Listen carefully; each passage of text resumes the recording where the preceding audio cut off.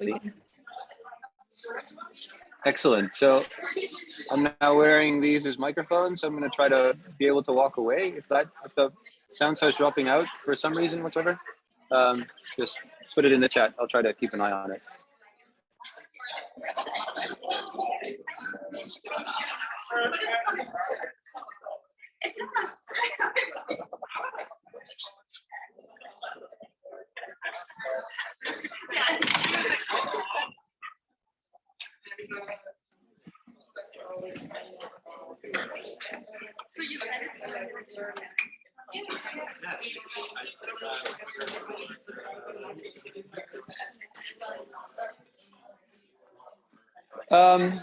I received a question, so let me first start. Is everybody okay? Yes? So last week's lecture on Friday was a bit, yeah, of a happenstance thing.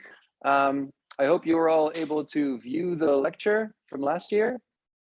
Anyone have trouble with that? Any questions about this? You can ask them now, or you can, email me or whatever. But I hope that the point comes across that nowadays we have a lot more tools at our disposal to make sure that we don't, let's say, fuck up our pre-processing, right? Or use our pre-processing to optimize towards what we want as a result. And that this standardization is actually a very powerful tool also for us, for example, to start analyzing other people's data sets, right? And so you get this sort of exchange of data sets that is turning out to be really, really fruitful. Not only everywhere in the world, but also in the lab, we're using this more and more. Oh yeah, so when the YouTube videos in the syllabus say electives, you are free to not view them, and they will not be part of the exam. That's elective. Yeah, it's not like we're going to have an election on these videos or anything like that. I received a few, so there's a specific property of this course, other than that it's awesome, and that is that it is taught to both psychology students and AI students, right? And you can imagine that these two different groups have different sort of preparations before you all get into this course. What that means is that I receive feedback every year, but it's growing because of this growing divergence, because of the growing numbers of AI students. That so from psychology students tend to say like, yeah, it's all great, but the practicals are really heavy on the programming side, and that's causing a lot of problems because we feel not as well prepared to do the practicals. And on the other hand, I get comments from AI students that say, yeah, the notebook stuff's all fine, right? Lectures is also okay, but I don't have as much of a background in terms of neuroscience. So like, I know what a neuron is, but when you're starting to talk about basal ganglia and white matter veins and vasculature, I'm like, what, right? And so what I'm gonna do is two things. And so right now in this present instance of the course, it's a bit random, but I'm going to add a lecture on neuroscience, right? Just background on neuroscience. We'll walk through a brain, well, mine, and I'll just highlight all of the holes in my brain and how important these holes are, for example, and just to highlight a bit of the types of processing that happen in different types of regions and that sort of thing for those AI students among you to have a bit of background, so that when you're reading the papers near the end of the course, you would get less confused, hopefully.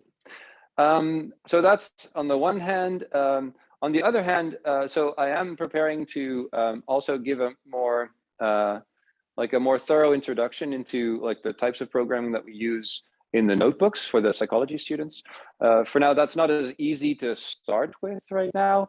But for those of you that have trouble with the notebooks, please let me know, and we can always schedule like a one-to-one or like one to a couple interaction where we just Zoom and we run through the notebooks more than just those Wednesday mornings, right? So I really want to make sure that none of you feel lost, and I'm trying to address it in this way.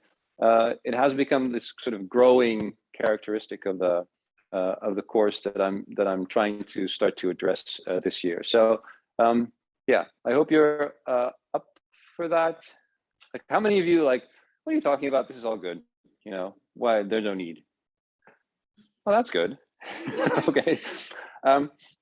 So at least there would be some demand for this additional information, because it's like the neuroscience thing or the programming thing is not really brain imaging, right? But it is, you know, sort of prerequisite that I think, yeah, makes sense to have. Okay, then oh, chat. Sorry, I have to chat now.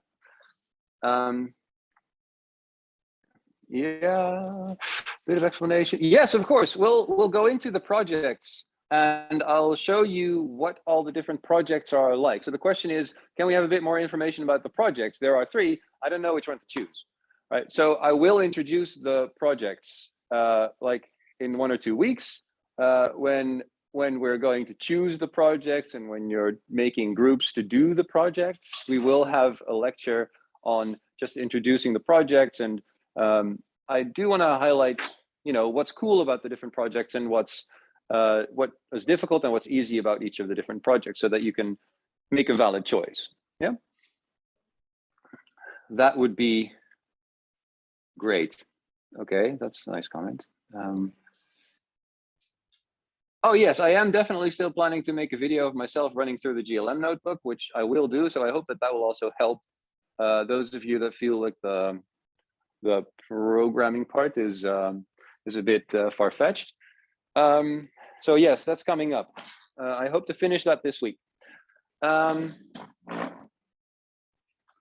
those are the chats, right? So I'm putting up a browser screen here on the big screen that I'm also sharing, because I have this request of people like that they found it hard to find the data files on Google Drive, like, and found it hard or impossible to link also the notebooks as done them on Google Colab to your Google Drive.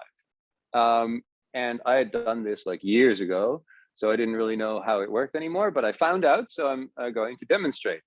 Is that cool, or do you have something like, I know this. How many of you have managed to do this? Like, I hope as many as, like, very many. Yeah, okay, great. So there was this trick of dragging all the files into the sidebar, right? With the, let me do it. It's hard, this. So there was you can go to files right here, right? And then instead of tables of content, you can drag your data folder here, right?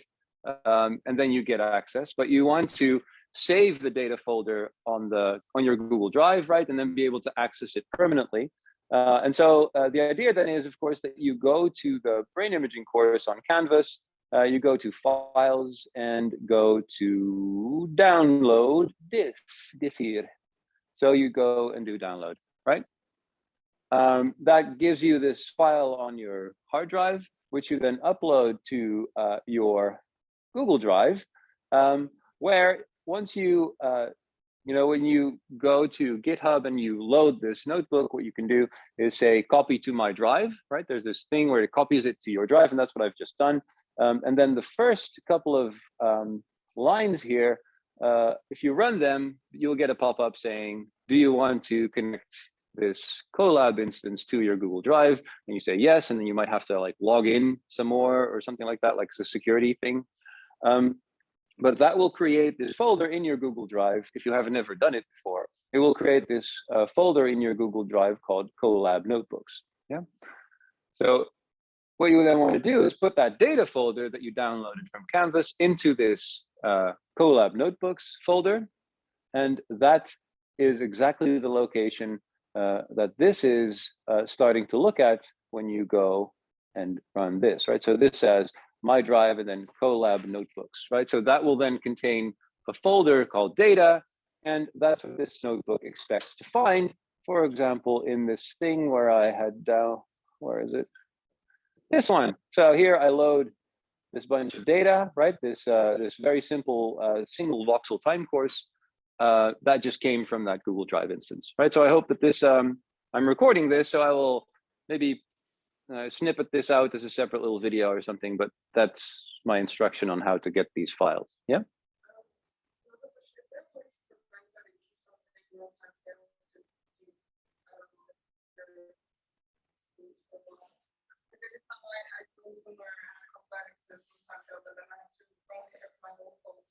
Yeah. Well, no. So we're sort of stuck with that because so this happens more when it's busier at Google, right? Because they have this pool of servers that they just try to, have everybody have access to, and if it's busier, then they'll kick people out that are inactive earlier. So we're just stuck with the fact that, yeah, Google will do this. But if you have this persistent access to your data, at least you should be able to run, like if you're in a certain location, I think there's a way of running everything up until this point, right? You can run all the cells up until this point. And it's not like it's doing a lot of computation in the meantime, I don't think so. You should be able to arrive back at the cell that you are working on reasonably quickly, I hope.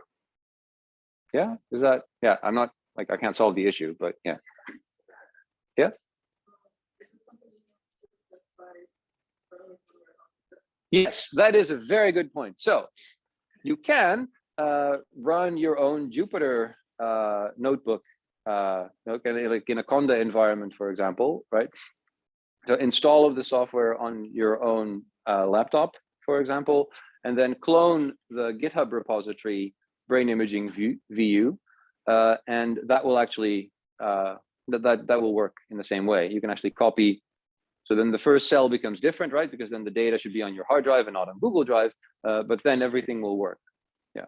So that should be an easy way of fixing this issue if you're really annoyed by it. So it's always a sort of balance between annoyments, right? Is that a word? I don't know.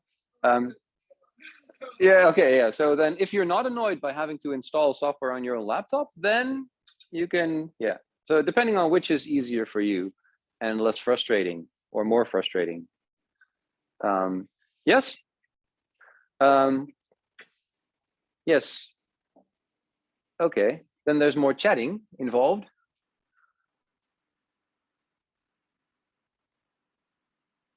No.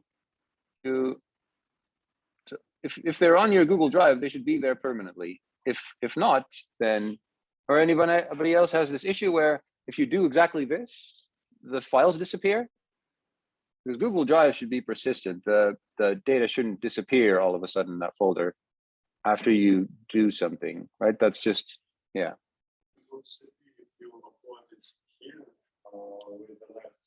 Yeah, so if you drag it into the left column, then you will only have access to it during this sort of session on Google Colab. But if you do what I just outlined on the, like, adding it to Google Drive and connecting the notebook to Google Drive, then that should be persistent. Does that answer your question? Excellent. Oh, also, yeah, okay. That I did not know. I'm going to disregard that last comment. Oh, in 2 years or so. Yeah. Okay. So Google's going to delete the data in 2 years or something. So for the horizon of this course, I'm going to not care.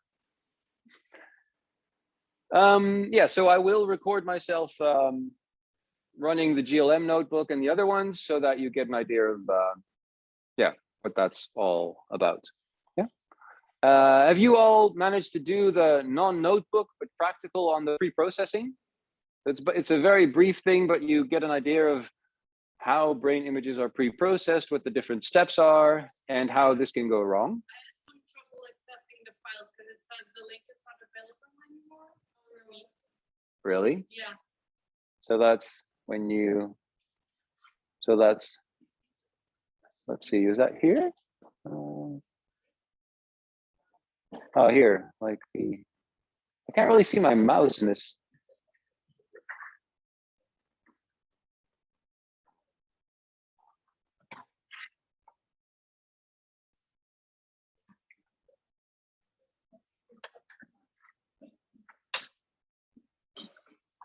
So this didn't work? So you didn't see this?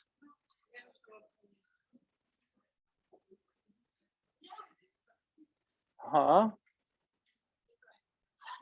Yeah, I recommend trying it again, I suppose.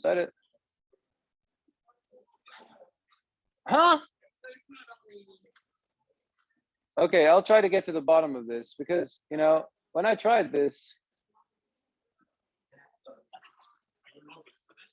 no, this website is accessible from anywhere.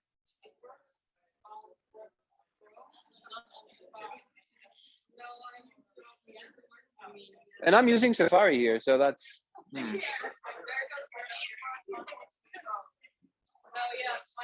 mine it says the site can be reached, and so yeah. Okay, well, yeah, thanks. Okay, I'll try to get to the bottom of this, but I'm also being paid to teach things. So yeah, I'll really try to. Yeah, so the server is at the view, maybe that is, but it's not behind a firewall. So I don't. Like, I can SSH into the server or whatever from anywhere. Yeah, dudes, this is weird. I'm going to contact IT on this. Yeah. Okay, well, that's great. Okay, I'm going to start lecturing now. I have so little time left. Am I speaking really loudly because I have these things in? It's okay. I think they're on like open, but so if I don't hear you and you do have a question, start waving and we'll get there. Yeah. Okay. So yes.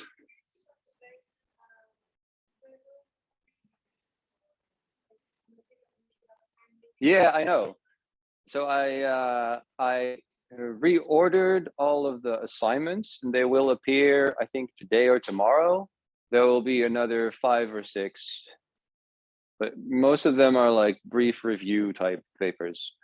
And they go, so the one that's the last one that you're supposed to read now, that's like for next week or something is the deadline. That goes with notebook number 3, the nuisance notebook. So they sort of go hand in hand. So that's like in a few days, and if you have time, you can work on the notebook in unison with that paper. Yeah, they're sort of the same topic.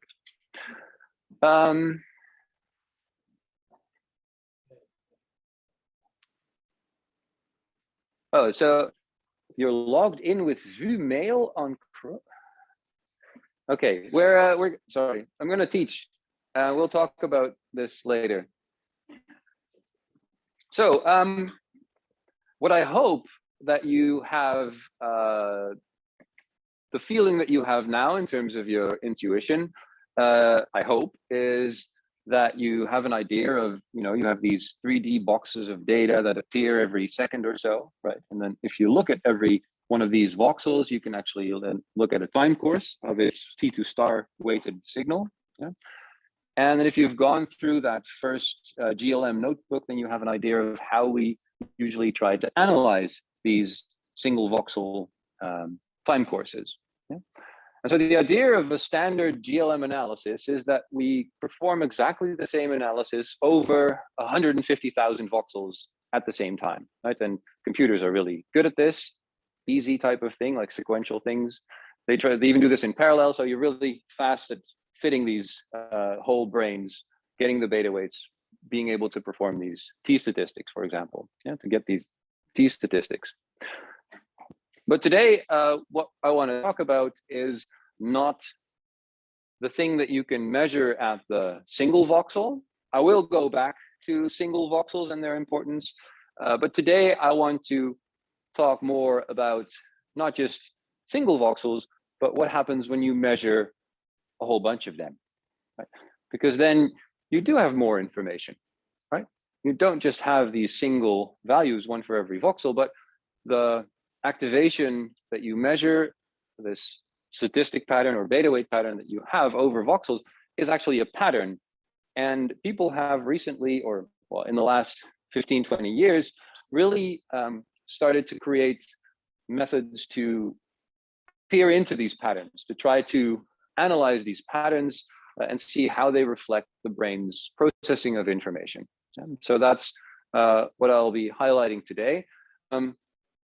For those of you that are from AI, we're mostly just going to do pattern recognition, machine learning on beta weight patterns or t-statistic patterns or whatever, right? So most of the methodologies that you would learn in a machine learning introduction class are the things that people are applying to these patterns of brain data.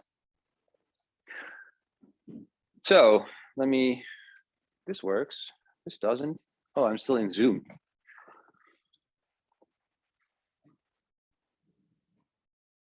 Yay. Oh. Okay, so what I hope you get an idea for now is that if you show a stimulus when you have someone in the scanner, you do a bunch of pre-processing on these data. Yeah, it has to be aligned. The functional data have to be aligned to the anatomy. You have to do perhaps some filtering. You'll get into that later on. You do this GLM analysis with a bunch of regressors, where the regressors are a model for what you expect the brain might be doing in specific situations, in certain locations of the brain, perhaps. You do some post-processing, for example, some statistics, and then you get these brain images, right? These activation, what people call activation patterns. But the thing that you now know is that these aren't activations, right? They are statistics.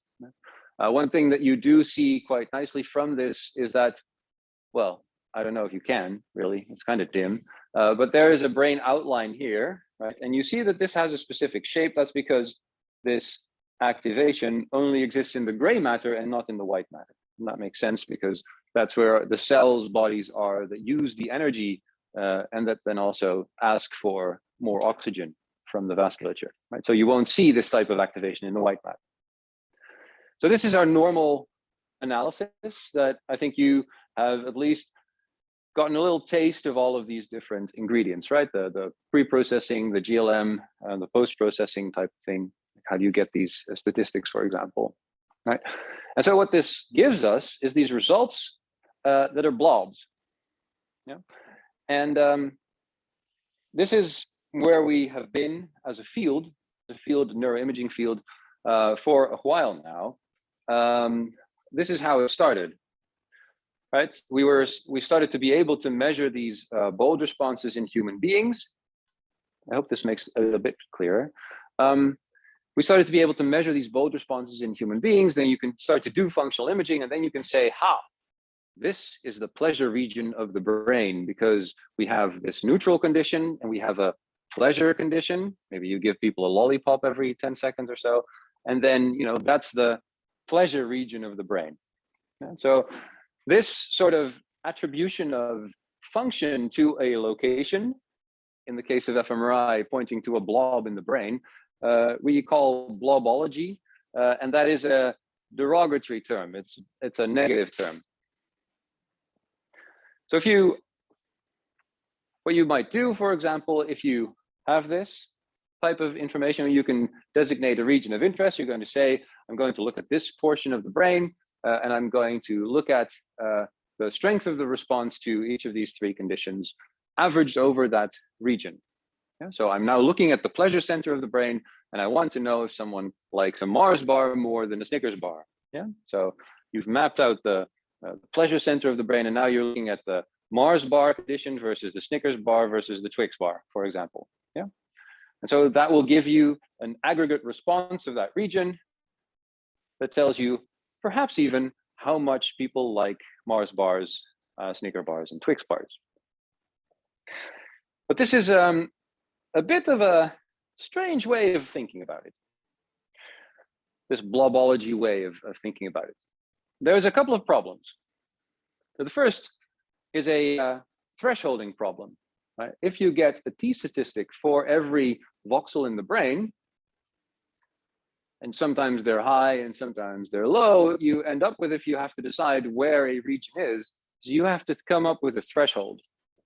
So generally, you would say, well, maybe if I have a t-value that's greater than 3, right, that corresponds to some p-value. In that case, I am designating this some concept, some cognitive concept x, like pleasure, right, like I used just now. And then you end up with a single region. Like if you make this threshold high enough, you're going to end up with a single voxel, right? And if you're going to go a bit lower, you're going to get this little blob. Great, we have a blob, and now we have a concept x region, and that indicates that you think that this this small region somewhere in the brain is responsible for this concept x, this cognition type thing. So there's this one region in the brain that does this, right? And this, of course, is a bit problematic. So I'll talk more about what left dorsolateral prefrontal cortex means. If you've had Latin, maybe you can sort of decipher it, but I'll talk more about what that means in the sort of neuroscience lecture. The problem is that, of course, we have a t-value for every voxel in the entire brain, right? And this, just placing this value very high means we only find a single island in that whole brain full of t-values, but we can also lower it, right? We can just be a bit more liberal. And then all of a sudden you see this type of activation everywhere in specific regions, but in many more regions. And then all of a sudden your inference becomes, but now we have the same sort of concept, like pleasure, for example, and it's now apparently globally represented, or at least in a network of these different regions. Yeah, you're looking at the same data. All you've done is shifted this threshold up and down, right? And that's something that you as a researcher can do. It's an arbitrary choice in many cases. And the way that you think about what the cognition does in the brain, or how it's represented in the brain, is quite different. Yeah, and this problem is the same regardless, right? This always happens when you have these single voxel statistics. You're going to have this distribution, and depending on your threshold, you're going to either get a single region or many more, right? Because there is this entire distribution of t-values across the entire brain, right? So if you end up with a result like this, and you have this arbitrary choice in your analysis to make, how are you going to think about what the brain is doing? Right? Is there a single pleasure center that, for example, if you are able to zap it out and it becomes dysfunctional, or you're unable to experience pleasure, or is it like a network type thing? And this is problematic because people like to think in this way. Yeah, if you read the paper, people really, really like to see this blob somewhere in a brain, and then be able to say, this is the fear region of the brain. Or if you have a pain region of the brain, you can then start to look in specifically that pain region to see whether, if you shock people and they have physical pain, whether that's the same as when they experience emotional pain, for example. That type of research is what you can then do. And it presupposes that you have this very strict location function relationship. And that's just not warranted if you can do this sort of thing. Right? So it really implies that we need to think differently about what the brain is doing. Yeah. So in essence, what this way of thinking is neophenology. Right? Phrenology is this old 1800s, 19th century way of thinking about the brain, or mental function, the relationship between the two, as in that you would have specific regions in the brain that do one specific cognitive function. There's a beautiful one of Homer Simpson, for example, where most of it is donuts and beer. But this is a sort of older one, a sort of official one. You can buy these heads where there's like mental faculties written all over it, like so. That is really trying to localize specific functions to specific brain regions, right? In Dutch, we have this concept of the math lump. So some people have a math lump in their brains, a wiskundeknobbel, other people don't. That really stems from this way of thinking. Like there is a specific region in the brain, and if it's bigger, then you get to be really good at something, some mental faculty, right? So when Einstein died, they really wanted to lift his brain out of this skull and look at where the foldings, this and that. That's probably not the way it works, right? This is really a caricature, and we know that this cannot be the case. Yeah, so this is what it comes from.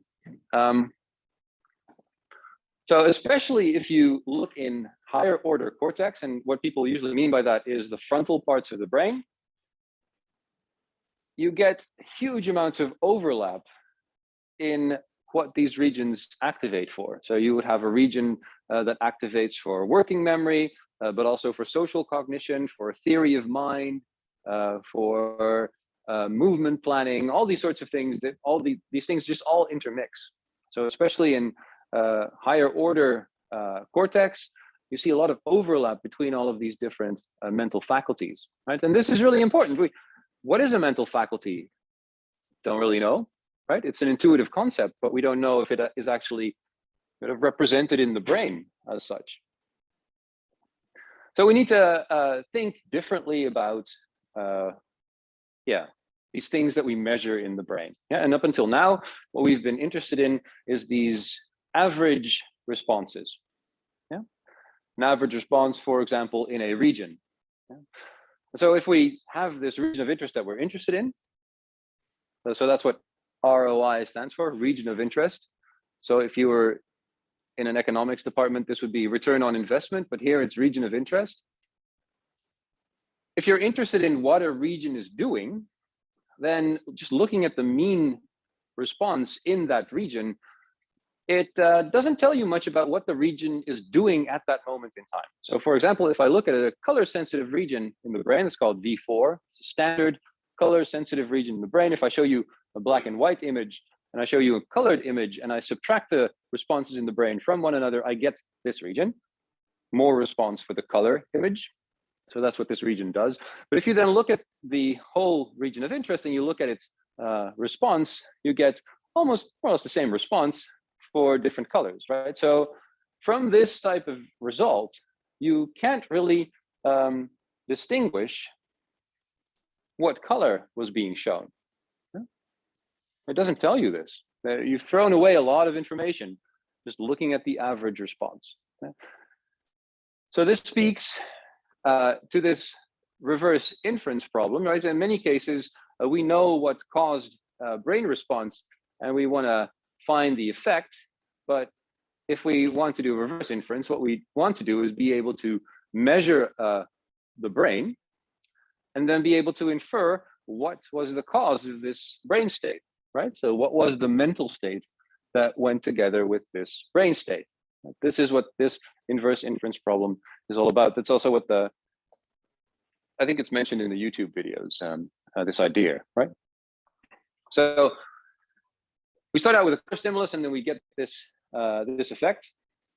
But maybe in many cases, we want to be much more specific. We want to talk about yellow stimulus, for example, or maybe there's even more specificity. There's yellow cabs. And just looking at how strong the response is in some blob won't really be able to tell us that. Yeah. So thinking of regions is difficult. It could be even more general, right? That we don't know if this was just a visual stimulus because it depends on whether another region was also active. Or it could have an increased response because people were paying attention versus not paying attention, right? We are left with a lot of questions because we can't really do this reverse inference thing. Yeah. We want to answer this question, what is it about the stimulus or the mental state that drives the effect? Yeah. We first need to get an idea of what that is before we can try to do actual reverse inference. So that's one of the major limitations of these, what we call univariate analysis, that is to perform the same analysis in parallel across all of your voxels and then just looking at the end result per voxel. Yeah, that's a univariate analysis.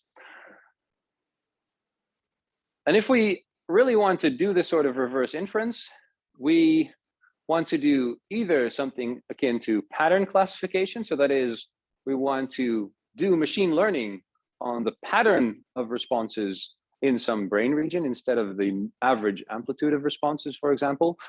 Or, and so there's a paper that you'll read that speaks specifically to the difference between these two approaches. This is training a classifier to perform classification on brain patterns. And this forward models means that you create an explicit model of what every voxel is doing. And that allows you to interpret what a pattern across multiple voxels means. So I'll be talking about receptive field models and encoding models or forward models. It's all the same type of thing. In one of the next lectures, I think the next lecture, and now I'll be talking about this approach where we can use machine learning methods to try to understand patterns of activation in the brain. And what can we infer from specificity in patterns of activation? So people call this classification, people call it brain decoding, if you feel really hip about it. And in many cases, people call this MVPA, which stands for multivoxel pattern analysis. And you can make it a broader concept and use the term multivariate pattern analysis, right? To contrast it with this univariate analysis, where we just look at the voxel responses. So I'll highlight a few examples of how this idea of being able to use the pattern of responses across voxels came about. And this is one of the first. It's a science paper. Oh, you're not seeing anything. I'm seeing it here, but yeah. This is a pretty sort of strong paper in that it really influenced how people think about this relation between mental states and brain activations. And it's a very cool example of how patterns, however coarsely defined, can allow us to infer mental states. And these are not just mental states. This research was done in patients that were in a vegetative state. That is, maybe you've heard the words locked-in syndrome, right? That is, these people had an accident or some disease that rendered them externally like unconscious, right? So you could not tell whether they are conscious or not. That's actually an open question. Is this person conscious or not? Because the entire output side for this person is blocked off, right? There's these examples where people can only blink. There are examples where people cannot even blink. Just imagine what that's like, right? You're locked inside your body and you cannot tell the outside world anything. So that means that there is really no way for you to communicate with the outside world. And that's a nightmare scenario for everyone. But then people, so these researchers, they had the bright idea of then saying, okay, but what if we just, ask these people questions and then ask them to perform a mental operation, right? So maybe these people can't blink anymore, which would allow us to see that they want to answer yes or no, like blink once, blink twice. But maybe we can just ask them to imagine something, then record their brain activation, and then from that brain activation, say, now they're imagining this or they're imagining that. And so the brain activation pattern in their heads becomes a way for them to communicate with the outside world. So that's the logic of this study. And this is exactly what they managed to do. So in a subset of these patients, the ones that were not truly comatose, but were actually, they were conscious, right? But locked in. What they asked these people to do is, if the answer to a question is yes, then imagine that you're playing tennis. And if the answer to my question is no, then imagine that you're just, rummaging through your house. You're walking from your bedroom to your living room to your kitchen. That's what you do then, right? And you can imagine that there are different types of brain activation that go with these different types of imagery that people perform, right? If you're playing tennis, then you're really imagining that you're moving your arms about a lot and you're tracking a ball across a court. And all of the brain areas that are involved in that type of mental operation will become activated, right? Whereas if you're navigating throughout your house, you're using, sort of navigational memory. You're trying to imagine, like, where's the dresser in my room, that sort of thing. So that's a completely different set of mental operations that you're performing, right? And there should be brain activation associated with that. And indeed, if you ask a control subject this, you would start seeing like complicated motor area. So this stands for supplementary motor area to activate. If people imagine that they're playing tennis, and if you're asking people to do spatial navigation, you see this whole brain network of navigational regions light up. So this is a control subject. And here you see one of those patients that could not give any outward sign of their being conscious, but they did show this very strong differential pattern in brain activation in response to these questions. Yeah.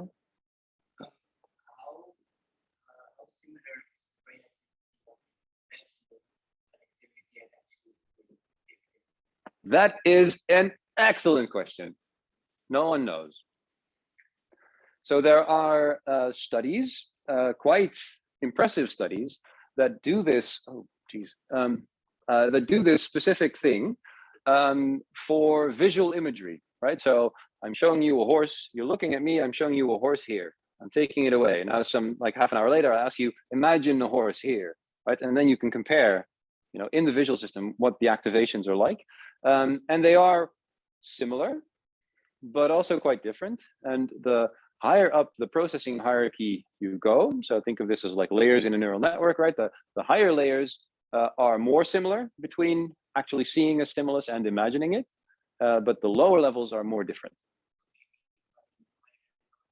Yeah, so you see, if I show you a horse, right, it enters your retina, then it goes into one brain region, the second brain region, so it sort of percolates upward into the brain. The higher into the brain it goes, the more abstract the processing becomes. And so imagining a horse and seeing a horse gives very similar patterns of activation at these high levels, but at the lower levels, they become more distinct from one another. Yeah. You had a question?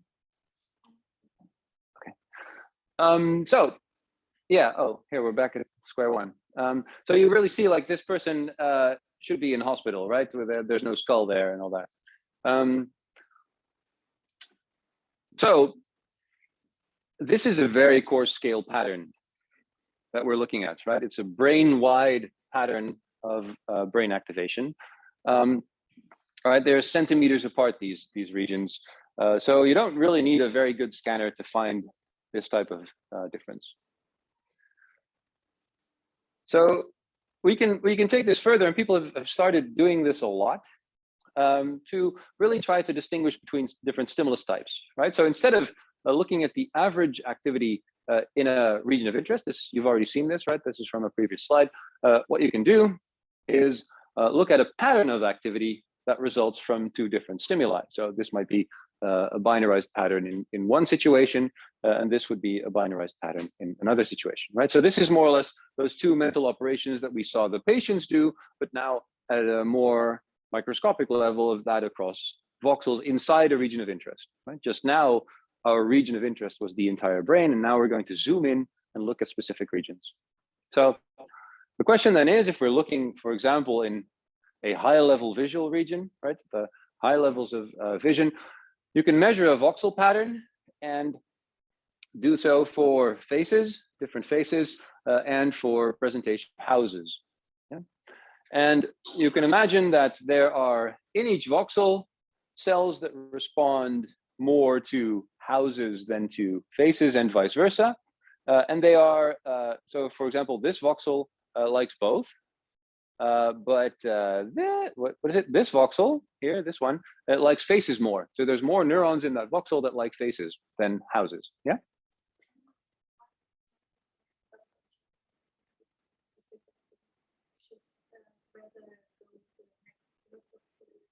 Yeah, we will.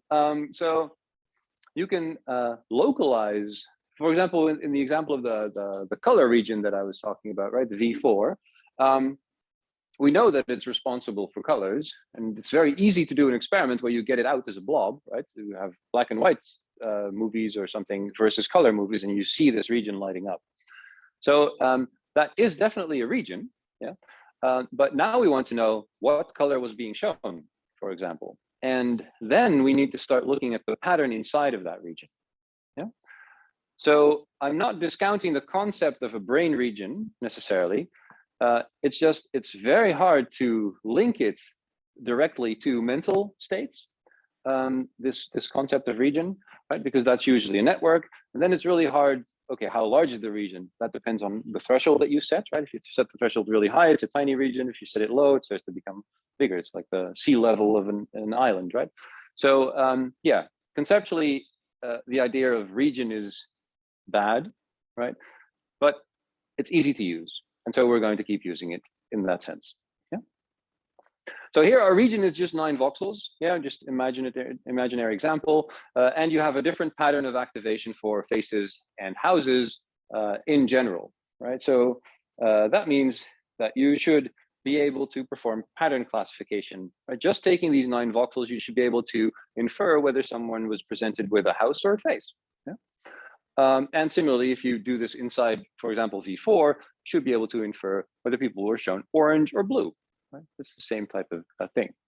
And so what we're focused on is not this mean signal intensity inside a region, but we're looking at the pattern of activity that we're going to use to classify what the brain state is, right? So we're going to have multiple instances of some stimulus one. It can be a mental state like this imagery, right? It can also be a house and a face. It can be different colors, but we're going to get data for repetitions of stimulus one, and we're going to get data for repetitions of stimulus two. Then we can train some classifier, some machine learning thing, and then we take an out of set sample and we test, right? We ask, present this pattern to that classifier, and it'll ask it to say, do you think that this was a house or a face? Do you think that this was, you know, the tennis or navigation around the house? Yeah.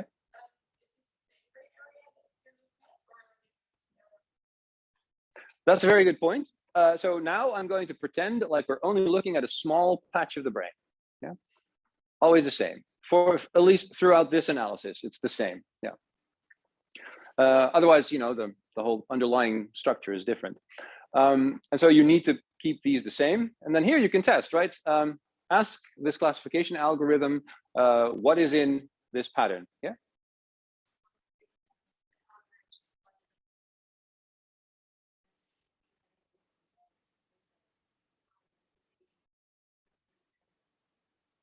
So yeah, so in this case, what we're going to do is not average, but just use this as a large training set. So we'll have 50 of these and 50 of these, and we're going to use them, present them to a classification algorithm, which will try to learn a pattern that distinguishes stimulus one from stimulus two, regardless of the variations between reappearances of stimulus one and stimulus two. Right, so you could average across all of these stimulus presentations, but then you will have only one training instance of each, and that's usually not the way these classification algorithms work. You can do that, but it's not the way most of them work. Okay. So then so if you want to know, does this region know about the difference between a house or a face, which is a question you can be interested in, right? Then you can just ask, okay, this stimulus one is houses and this is faces, right? And then test on this left out data. And then you can just check, okay, is this algorithm correct in the majority of the cases, right? Because if this algorithm has been able to learn a pattern here, it's going to be more correct than incorrect, right? And if there is no pattern here that it can learn, it's just going to be flipping a coin, right? It's going to be random. It's not going to be able to find any information, right? So what we can do is really pretend that we are gauging the information content of some specific region in the brain. Yeah. And so this is a typical thing that you do in machine learning. You can do this on, you know, voting patterns or whatever. Like at Facebook, people do a lot of this sort of thing. But many of you may not have like have a clear indication of mental, like an intuition as to how this works. So let me quickly go through this, and then I think we should have a little break. Yes? Yeah. Okay, so I'm quickly going to show you what this sort of thing looks like. So we're going to have 2 voxels, right? Because you need 2 to have a pattern, right? And so we're going to look at 2 voxels. Oh, I'm so sorry. there's like, I didn't repeat the questions. I'll try to get back to that in a bit. So what we're going to do is present stimuli, in this case, a red car, and we're going to measure activity in 2 voxels, so voxel 1 and voxel 2, and we're not going to pretend that we're going to have this enormous fold response over time. We're going to already do a GLM, and we're going to have beta weights for both of those voxels, right? So that just gives us the amount of activation that we get in each of these 2 voxels for this stimulus. Yeah. So if we show this, you might get this pattern across the 2 voxels, right? You end up with an activation pattern that lives here in this location inside this beta 1, beta 2 space. Okay? Then I can show a face, and that could give me a different pattern, right? And in that case, that pattern of brain responses resulting from that image presentation lives in this part of that space. And I can continue, a PhD student down there can present a car, different pattern that lives more or less in this space. So what a classification algorithm would be, oh, this is our boss, Jan Theeuwis. Guess where he lives? He's not a car. And another car. I forget how many examples I have, so I'm struggling a bit. And so this car is over here, right? So you can see that there is a consistent pattern across these 2 voxels that allows us to separate between, to classify faces from cars, right? And so what that means is that a classifier would be able to find this boundary separating these 2 categories, right? And you would have this dimension carness in that direction and a faceness more or less in that direction. And so if you want to then test, after learning this separator, you can then test, right? You can just start presenting a stimulus. Hey, there's a car. We don't know that it's a car because we're asking whether it's a car or a face from this classifier. And because it's in the direction of car relative to this separating line, it is classified as a car, right? So that's correctly classified. There was a consistent pattern that we were able to learn across these 2 voxels. And similarly, you could show like the average German face for a woman, and of course that's a face, so that is also correctly classified. But if you're watching cars, then the cars have faces, so then you end up with a problematic distinction.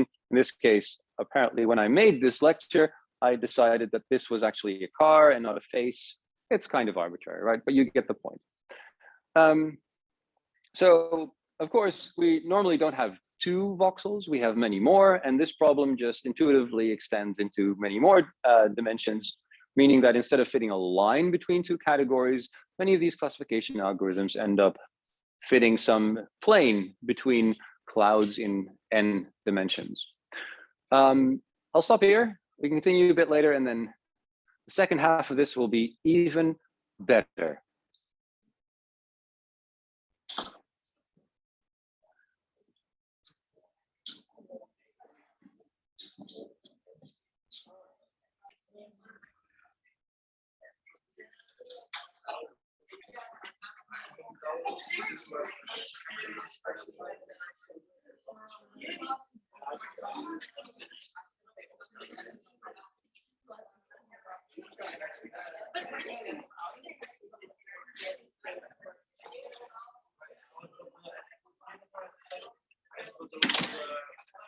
Okay, let's continue. I have so much more to tell you. It's insane.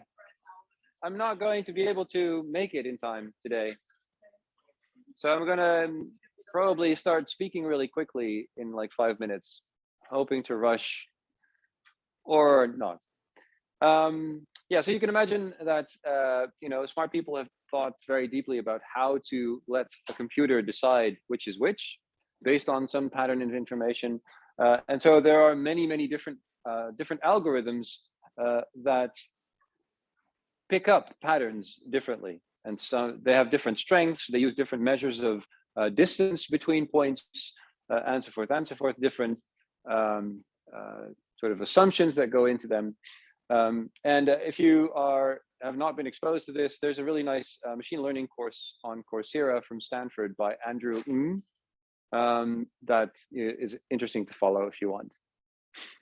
So usually what people do is they say, we want a smart algorithm that still produces something quasi-interpretable, And so if you look at the early decoding work in the fMRI field, people use linear support vector machines. Not too important, but yeah. And so for some of you that are not, that haven't had a lot of experience in setting up this type of analysis, it's very important that you always separate training and test data. So this feels like it should be known to everybody, but I think it's also important that I highlight this, right? So this algorithm that you try to train should find predictive relations in data, predictive relations. And these relations should be accurate, sensitive, and consistent. And so you have to test on a separate data set, because otherwise this wouldn't be predictive, right? It wouldn't be able to test things like accuracy very in a sensible way.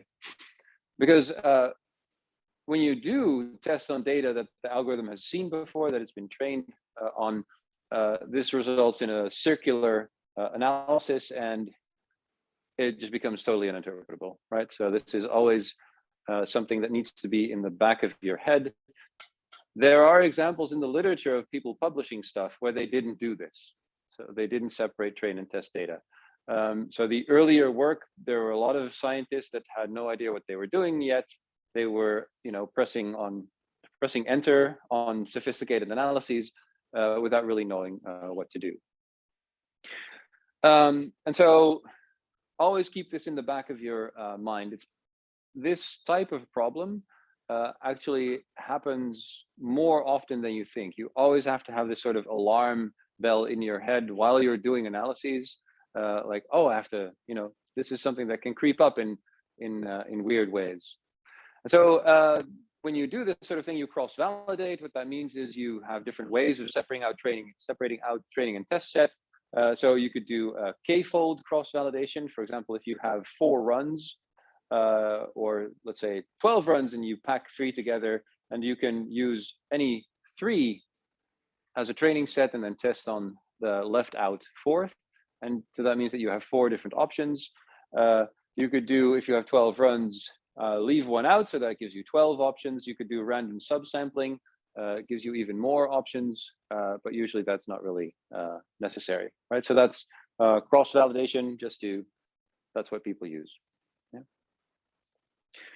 Now, this basic thing of training a classifier to find some pattern in brain data that then allows you to distinguish between mental states or stimuli was discovered sometime around the 2004s, the first papers, or 2003, 2004, discovered, it sounds like, yeah. Anyway, so it's been used for 15 years. And of course, during those 15 years, people have expanded its use and thought of clever ideas of how we can use this type of machinery. So it's not just what color is being, or can I distinguish which color is being shown to a person if from the pattern of activation in this color sensitive region V4, but it goes much further. And one of them, so I'm just going to go through a bunch of these extensions of this way of working. And the first is to use Searchlight Analysis. So this is when you don't use a specific region of interest to search a pattern in, but you do it everywhere. And so what that means is you take what we call a searchlight. So this is just a sort of quasi cube of voxels. In this case, it's like 9, 27, something like 30 or something voxels, right? So this is a bunch of voxels. And what you can then do is take that little ROI, right? That now becomes our ROI, and you can place it anywhere in the brain. And so what you do is you place it everywhere in the brain. So you end up looking at a pattern everywhere throughout the brain, right? And that allows you to just plot for every location in the brain the accuracy of some classification, right? So you can actually find a color region by saying, can I distinguish between red and green from the pattern of activation? Just go throughout the brain, and then you'll find V4, because that's where you can distinguish between red and green from the pattern inside a small cluster of voxels. Yeah, so this extends the concept of this decoding analysis by virtue of this idea that you can take any region of interest, you can take any patch of brain tissue and look at its pattern. Is that clear? Yeah. Oh yeah, so if you intersect a circle, like a sphere with a bunch of cubes, this is one of the possible shapes in cube space that you get, right? Because the circle will extend more in the middle, so that hits one extra voxel on each side. So that's why you get this weird looking thing. Yeah, you can make it a bit smaller, and then this would drop off these edge little cubes, edge voxels. The exact shape of this depends on, yeah, how large that you want that sphere to be. Yeah, or you could use cubes, like a big cube. Yeah.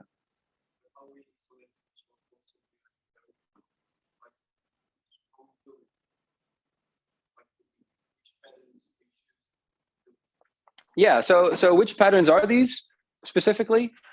So at every location in the brain, I can subselect this patch of voxels, right? So in 3D, I'm going to select this 30 whatever voxel set of voxels, yeah? So I can do that here, but I can also do it there. So that just gives me this vector, like a 30-something vector of activation values. And so that I'm going to use as a pattern in my classification algorithm, right? So yeah, this is just the selection mechanism. Yeah? And you select at every location in the brain. And then, of course, this sort of region of interest is centered at a specific voxel, right? So the outcome of your entire decoding or classification analysis is then assigned to that little voxel in the middle. Yeah. So it has some inherent smoothing that this type of analysis does. So you can also imagine that I'll get to, but you have 100,000 voxels in the brain, right? So you're repeating a classification analysis 100,000 times. So you need a big computer. I don't know if it's in the practicals, but I used to have a practical where we actually did this, but I couldn't do the entire brain because the computer would explode. So you only have a single slice. Yeah, so it's important to realize what this means in terms of computation. You're going to say?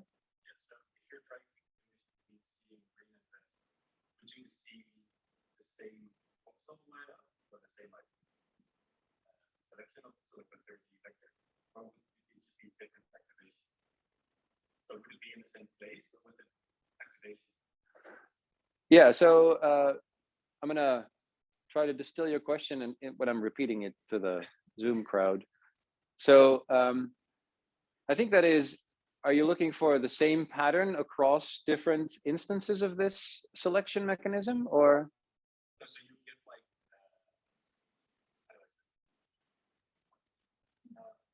so your brain can distinguish between green and red, right? Yeah.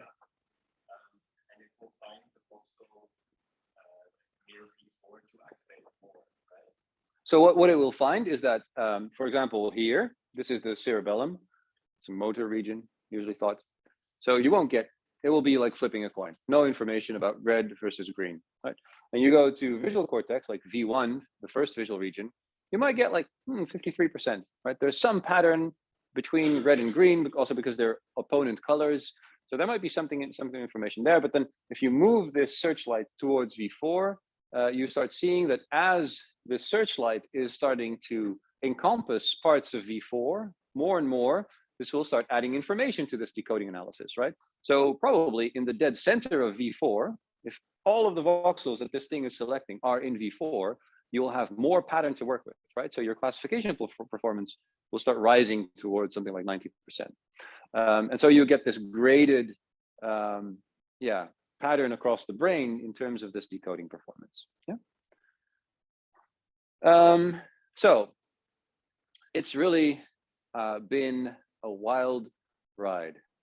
So I haven't really told you this yet, but in all of these lectures, it's like, we have this really cool thing that we can now do. And then it turns out that there are all sorts of caveats, and this lecture will be the same. So what you see here is the citations for each of these papers per year. And what you see is that this is not cumulative, right? As you can tell from this slight downward trend. This is the amount of papers that cite the initial pattern classification study. That was actually 2001 at SE. So this paper was cited almost 200 times a year at the peak of this MVPA sort of wave that went through. Right, so this is what total bandwagon explosion in science looks like. Right? So people publish, hey, we can look at these patterns. We don't have to just look at the average response. And then everybody goes like, we have the scanner, let's go. Right? And this is what you see, right? Everybody starts doing specific analysis. And what this also means is that usually the papers that are being cited here, maybe not so much, but the ones that are doing the citing here haven't thought really deeply about what they're doing. And so you see this a lot. I do want to highlight this initial study because I think it's important, just a bit of a historical perspective. What they did was exactly this: house and face. So they had multiple categories. This was published in Science even. And so what they did is they just showed these different stimuli and then took, you know, patterns of activation. So you can do T statistics, for example, right? And then you can say, do this analysis on even runs and odd runs. And of course, if you're looking at the same stimulus presentation, the brain activation pattern should be the same, right? So inside a category, if you correlate the response pattern for the odd runs with the even runs, that should give you a high correlation, right? You're just looking at faces, you're going to get face activation in both cases. It's going to be the same pattern, right? Odd and even. And the same goes for houses, right? Same pattern because it's just houses, right? But now I can look at the correlation between the pattern for houses and faces, right? Again, across. So that's what this crossing here means. And so what you then see is that you can get this really beautiful, consistent response pattern, right? So only a correlation within category in this ventral visual cortex. So that is high-level visual cortex. And so this is around the time that people already knew that there were like little blobs in high-level visual cortex that were responding selectively to faces. This really showed that you can use the entire pattern of the response in these higher level visual regions to decode whether something that was shown was a house or a face or scissors, right? They did the same thing for scissors, but that would have been a bigger graph because then you'd need a large bar here that would be somewhere around there. Is that clear? So this isn't even performing a very, very sophisticated or any sophisticated classification algorithm analysis, right? This is just correlating patterns of activation. That's the first, it's always cited as the first instance in which people started using and analyzing specifically the pattern of activation across voxels. But people have gone much further since. So this is from 2005. It's actually from a field that I was in at the time.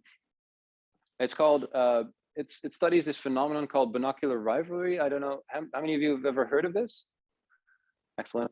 So this is what happens. This is what happens. But when you show one stimulus to the left eye and another to the right eye, and they are completely different, right? So normally our brains take in the two eyes images, and slight differences in the two eyes images allow us to perceive depth, right? We call this stereopsis or stereoscopic depth. And that's why, like in the army, they have these binoculars that have like stalks that put the periscopes out, so they have a very large distance between the two. Anyway, okay, disregard that.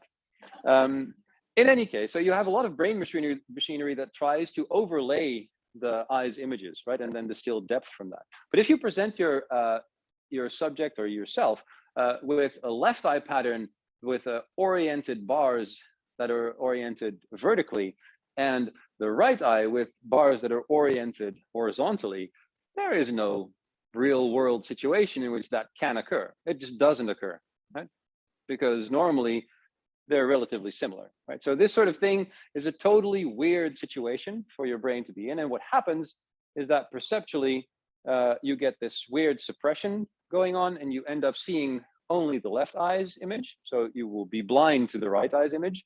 And then after a few seconds, you'll start seeing the right eye's image. and you'll be blind to the left eye's image. So you go into this sort of ongoing back and forth between perceiving only one eye's image on the left and then only one eye's image on the right. You have this back and forth, and so forth, and so forth. Yeah. So what these people did is they performed this sort of decoding analysis on a per TR basis. So every TR, they looked at this pattern and they trained a classifier to distinguish the left eye dominant pattern from the right eye dominant pattern. And they turned out to be able to decode what was mentally visible for that subject, even though the screen was the same all the time, right? So this process of back and forth in people's mind's eye, they could actually track using this type of decoding analysis. Is that clear? Yeah.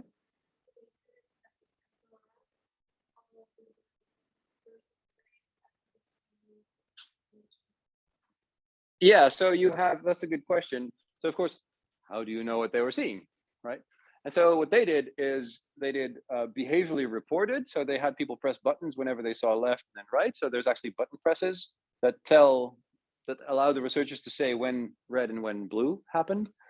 And then, so other people have taken this further, and then you can actually do more complicated things where people don't need to press a button, but you can tell it from their eyes. So you can record, do eye tracking, and then find out what they were seeing. They don't have to press a button and that sort of thing. There's a lot of research on that, yeah. But in this case, people just press buttons, yeah. Is it a conscious switching between red and blue, or it happens without our intent? Yeah, that's a good question. So this is why this field is interesting, right? So this tells us a lot about mental processes because it is only happening in your head, right, in your mind. Especially in this situation where the conflict is between two eyes images, these images are brought together or into conflict at a very early stage in the brain. And what that means is that it's a very basic type of processing that performs this back and forth computation. And it also means that you have very little willful control over this sort of thing. So you can go like, I want to see red, I want to see red. But if you're seeing blue, then you're just, sweating. There's nothing happening, right? You just keep seeing blue, even though you really, really want to see red. There's just no way. So, and then people are into this question like, can you attend something that you cannot see? So, sort of, that sort of magic science type thing. So it's really interesting because it's, it's a really fundamental sort of mental type of property. In this case, you cannot control it. There are others, like there's like these spheres that rotate, and you see them rotate like this, like a globe, right? The Earth of points, they rotate like this, or they rotate like this, and you can see equally either, but you can only see one at a time. So you go through the same process, and you can also decode from the brain which one of the two spheres people are seeing, the one that's rotating like the Earth or against it. And there, people have much more control over which one they want to see. So you can actually will and see like the rightward moving surface to the front. That's a separate lecture though. Yeah.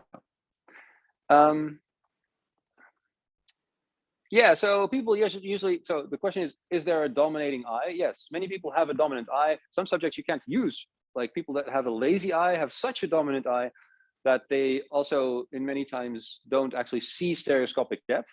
So this whole machinery of the two eyes mixing together and producing the perception of 3D, that doesn't exist in some people.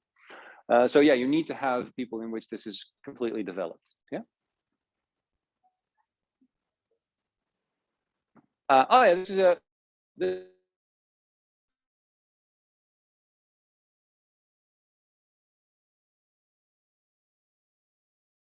in a lecture because the information processing route of the visual system, and I'll do that with slides. Yeah. So it's eye, it's not visual field. Yeah, but I'll explain why that's okay. I'll get back to this specific example and use it to explain the layout of the visual system. Yeah. Now, people went a lot further. Like if you build like a really big multi-class classification algorithm, you can do a lot of things. And people can even have managed to decode what people were dreaming. And of course, the range isn't left eye or right eye, but the range is more or less infinite, right? So you need to think of ways of doing this, well. And there's a specific Japanese lab that has pioneered decoding complex types of information processing. This experiment is funny though, because it's horrific. That's the case with many groundbreaking experiments. They are horrific for the subject, that is. So in this case, what people did is these researchers, they had, I think, only 5 subjects or so, because it's a horrific experiment. But let me explain. So people are lying in the scanner and they're getting drowsy. So they are starting to fall asleep. Now they had this little electrode on their heads so they could actually discern whether these people were entering sleep, right? And so they could say which sleep stage people were in. And so after you start falling asleep, you have this period where you're sort of asleep, but not still, you're starting to get these images, and it's starting to be the case that you're losing control of what is appearing in your mind's eye, right? So this dreaming. And so what they would do is record where people were in their sleep evolution. And then at this specific point in which this sort of dreaming state starts, they woke them up. And then they would ask the subjects to report what were you experiencing as you were starting to fall asleep and starting to dream, right? So you'd get these beautiful verbal reports after they awakened these people. But of course, the heroic nature of the subjects and the awfulness of this experiment means that if you want to classify brain patterns, you need a lot of repetitions. You need patterns to work with, right? You need to train these classifiers. So they would do this over and over and over and over. So I think the minimal amount of dreaming, like the minimal amount of forced awakenings that they did on the 5 subjects was like 200 times. Over 6 sessions or something, right? So imagine how you exit the scanner when people have been doing that to you for 2 hours in a row, right? That's pretty awful. Yeah, I think so. Yeah, I'd have to check at the methods, but I think they just use EEG electrodes on the front of the brain. So of course, you need a lot of these patterns that you're interested in. Just at that, you can only use so much of the data. Just these little patterns, these 2 time points there. And so then they have all these semantic categories that people report, right? So I saw a person, blah, blah, scene, key, blah, blah, blah, right? So we have a bunch of topics that the dream was about, right? And of course, then you can start to draw relations between the pattern of brain activity as people were dreaming this and sort of these concepts and images that go with these concepts. Yeah, so you can try to train a classifier to do that. And so I have a brilliant little movie of one instance of this. So this is from Japan. This is a movie of like a word cloud of what's in the brain at any point in time, and a little sort of smorgasbord of images that also relate to the information content of the brain at that point in time. So it's now going to evolve towards the time of awakening, and then you'll see what this person was dreaming. Yeah. So you can check the word cloud and you'll see different topics pop up, and you'll see the image cloud sort of thing to see what the mental images would have been according to the decoder.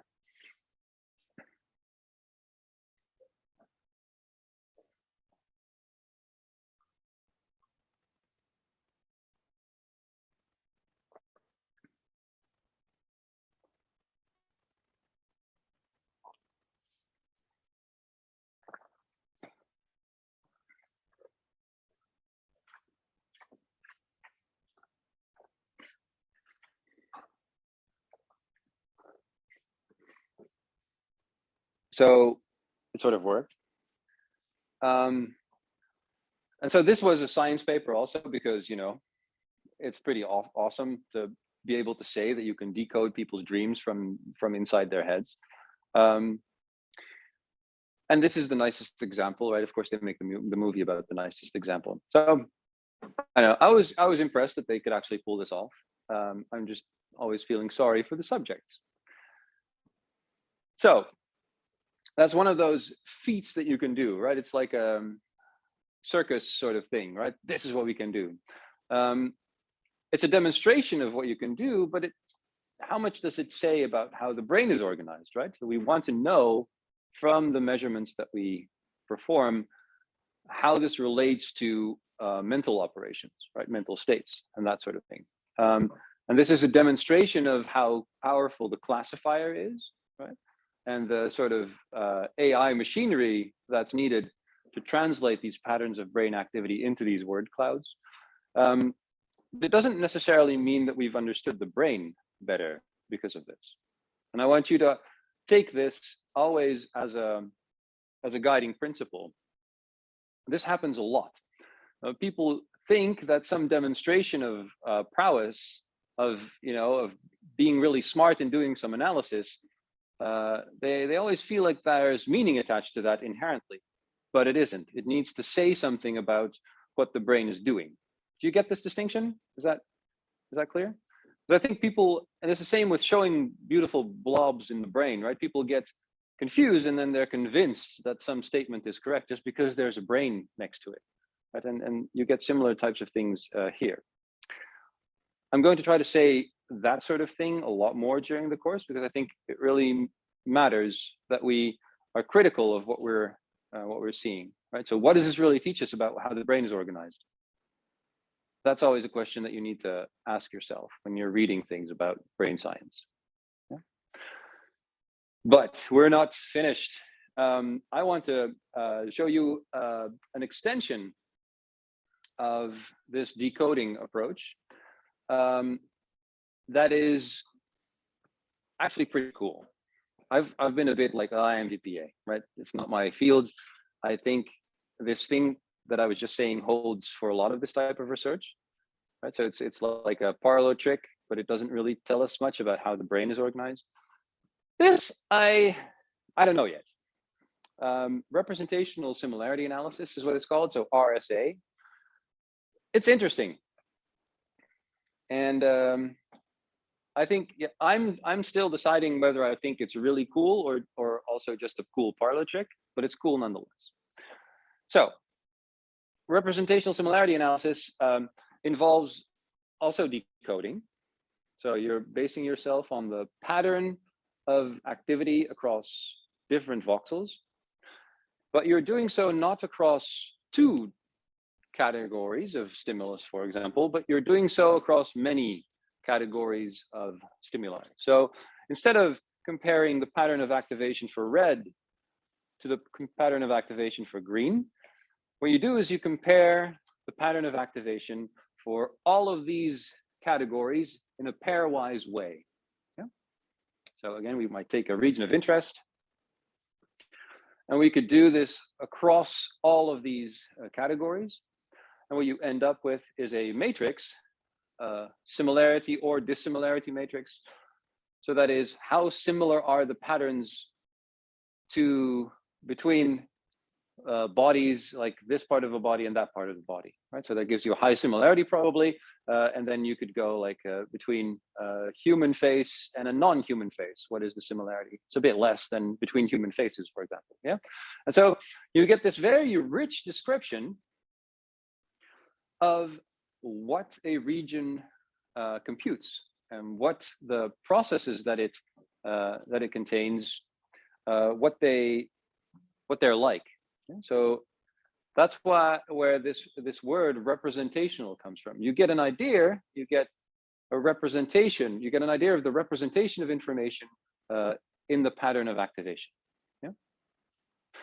So what does that mean, right? This is all very vague. So what you can do, for example, is take these high-level visual regions in the brain, and you can perform a decoding analysis from human fMRI data on these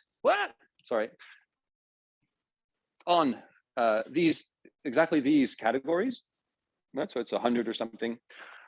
You can do this from human inferotemporal cortex. That's what IT stands for. it doesn't have anything to do with computers. So this is from human inferotemporal cortex. It's an fMRI measurement. But people have also done multi-electrode recordings from monkey inferotemporal cortex. Yeah. And that means that you can do pattern analysis on not voxels, but electrodes. Yeah. And it also means that you can perform exactly the same type of pattern analysis for these completely different types of data. Yeah. So now at this point, it doesn't matter whether I was recording monkeys across electrodes or voxels across in fMRI. I'm just interested in how this region is representing these different categories. Yeah. And so what this, at some point, what it allows you to do is take a pattern of brain responses and sort of project it into this representational space, into this matrix. And of course, you see that this matrix is it's symmetric across the diagonal because it's just similarity between two patterns is a symmetric measure. And you see that they're very, very similar. And so what that means is that regardless of where the data came from, analyzing the patterns allows you to project them into this sort of representational space and then compare very, very different origins of data, but compare how data are represented nonetheless. Right? So this allowed us to see that, across monkeys and humans, the way that our high-level visual cortex analyzes patterns, analyzes different categories of visual processing is highly, highly similar. And you can see how this is charming, right? This is, not having to care anymore about where the data came from is really, really powerful. This goes much further than just comparing monkeys to some region in the human brain. Like the monkey-human comparison is nice, but it's not the only thing. What we can do is, for example, do this type of RSA, representational similarity analysis, on convolutional neural networks. We can just take the pattern at the fully connected layer of different convolutional neural networks and do the same analysis.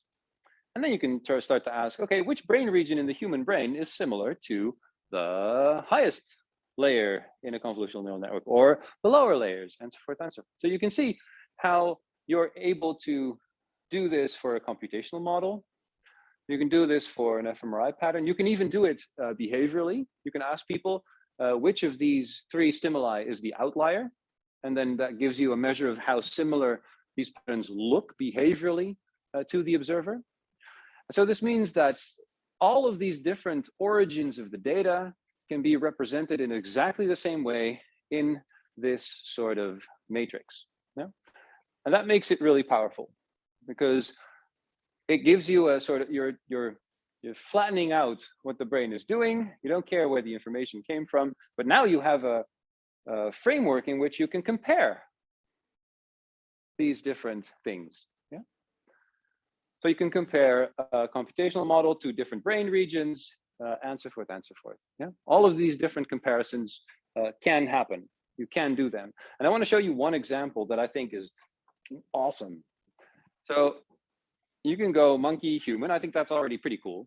I don't know if you share this, but I think it's pretty cool. Now in this paper, what this researcher did was they did this analysis, this experiment, exactly the same experiment in fMRI. Right? So they have beautiful patterns of responses in ventral visual cortex for these 108 categories. They can create this matrix, but in the same subjects, the researchers also performed an MEG experiment, and it's exactly the same experiment, right?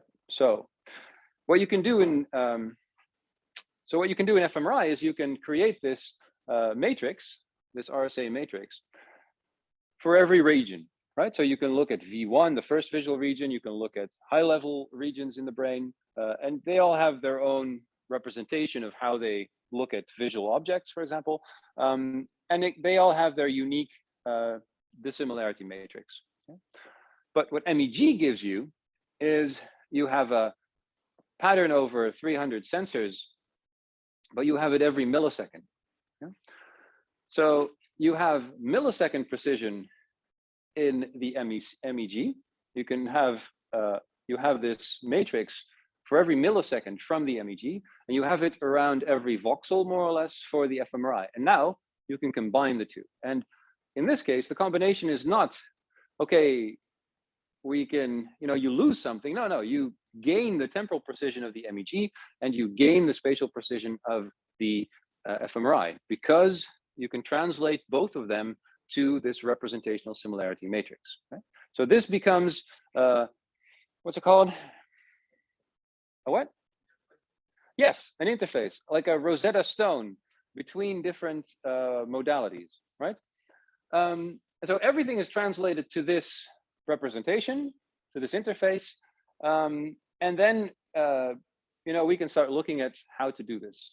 So the nice thing is, so you can look at different aspects of this representational similarity matrix. So you can look at the grand total, like when is there the most information, I don't care which. And that actually peaks in the MEG around 102 milliseconds. That's cool, but this matrix, you see as it evolves over time, here it is after 0 milliseconds, 200, 400, and so forth and so forth. You see that it has specific structures that appear and disappear over time, right? And it turns out that, of course, there's a specific part of the matrix that actually relates to the distinction between faces and bodies. See, the difference between faces and bodies would be encoded in this part of that matrix. So you can actually see when face processing is happening. Yeah? And so different parts of these matrices actually mean different types of, relate to different types of processing. And here you see an example of how those different categories appear here. And so you can do like body-related processing, face-related processing in humans, in non-humans, and you can do this natural versus artificial stimulus. Like a kiwi is natural, but a wrench is unnatural, artificial. And you can actually create time courses of when this type of processing happens. Yeah? And so all of these happen later than this early onset thing. Yeah? So this gives you a beautiful way of really looking at the time course of information processing. Yeah? But we haven't gotten to this combination of fMRI and MEG. This was just a highlight of the temporal precision that MEG gives you. Now, if we can then put them together, what we can do is take a representational similarity matrix from human fMRI, let's say from V1 or from infratemporal cortex, that's a high-level visual region that was similar between monkeys and humans. And we can start to then look at MEG correlation, MEG dissimilarity matrices, and just correlate them. Just correlate the MEG matrix at time point X with these representational similarity matrices from these different visual regions in the fMRI. Yeah? So that is, what you're actually testing here is, for every time point, what is the representation in the MEG like most? Is it more like V1, or is it more like IT? Are we looking at, in the MEG signal, are we looking at low-level visual processing or high-level visual processing? Yeah? And here's what happens. You first see this peak where the pattern in the MEG looks like the pattern in V1.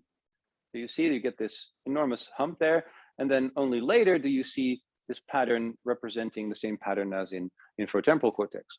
So what that means is you can actually trace the flow of information as it goes from low-level visual processing to higher-level visual processing. Yeah? So you're effectively combining the MEG with the fMRI through this interface. Yeah? And you can subtract these two curves, and then you see that first the information goes into V1, and then it goes into IT. Yeah? What's that? I don't know how much you have left, but it's already time. Oh, Jesus. I'm sorry. That's the view. I shouldn't say that. Yeah, I'll go really quickly because I'll show a movie of what this does. So what you can then do is not just stick to two regions in the brain, but you can actually perform a search. It's completely bogus, right? It sort of explodes. You can do a searchlight analysis. So you have a representational similarity matrix for every voxel in the brain, and you have a representational similarity matrix for every time point in milliseconds. And then you can start to look at the two. And what you can then do is show for every millisecond what voxels are most similar to the MEG pattern. And this means you can actually see the flow of information running through the brain. So I'm going to do that, and then I'm going to quit. So here you see that MEG pattern. Yeah, 1 minute. Yeah, no problem. And so you see that after 150 milliseconds, you get this pattern. I'll post this video also on Canvas. But what you see is that this information flow is really, you're supposed to see it at the bottom. Oh yeah, here, now this one's starting. So you see this is the evolution of the MEG representational dissimilarity matrix. You see that first the information arrives in the back of the head. That's where the early visual system is.